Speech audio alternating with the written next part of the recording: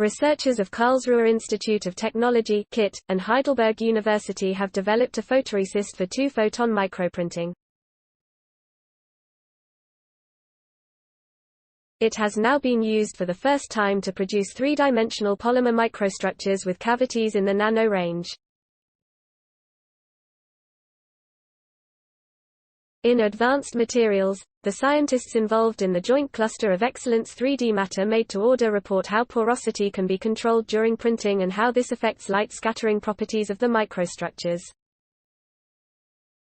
Photoresists are printing inks used to print smallest microstructures in 3 dimensions by so-called two-photon lithography. During printing, a laser beam is moved in all spatial directions through the initially liquid photoresist. Please support my channel to grow by pressing subscribe button and the bell icon. We will notify you technological news. Thank you.